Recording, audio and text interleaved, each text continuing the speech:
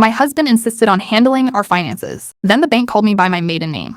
The first time the bank called, they asked for me by my maiden name. I hadn't used it in years, and hearing it through a tinny voicemail made my stomach drop. Miles and I had been married 6 years. He was the numbers person, so I let him take the lead on bills after we combined accounts. It wasn't blind trust so much as relief. I worked long shifts, and he always said, gently, "I've got it." That week, I noticed little things. Our grocery card declined and then worked again on the second swipe. A final notice from the power company arrived even though Miles swore he'd paid it. When I asked to see the budget, he kissed my forehead and told me I was stressing myself out. Then a plain envelope showed up addressed to my maiden name at our address. Inside was a notice about a home equity line of credit. Not an ad, a statement. It listed our house and a balance I didn't recognize.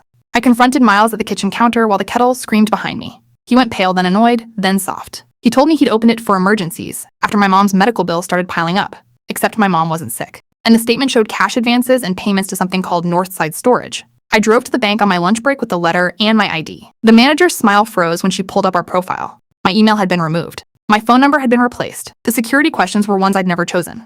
There were 2 new cards on the account, one mailed to a P.O. box, and a recent change request that re-added my maiden name as an authorized user, like I was the outsider.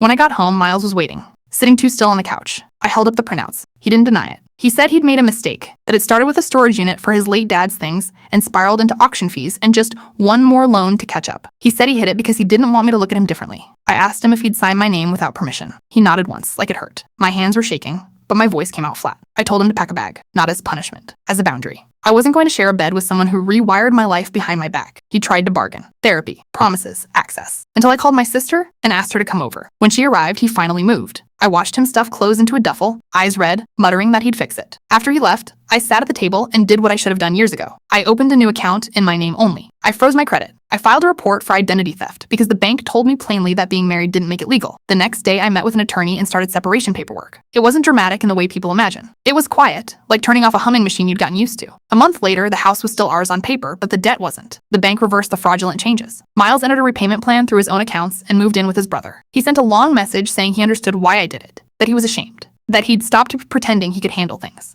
I read it, set my phone down, and listened to the sudden, unfamiliar silence of a life that was finally mine to manage. Follow for more stories.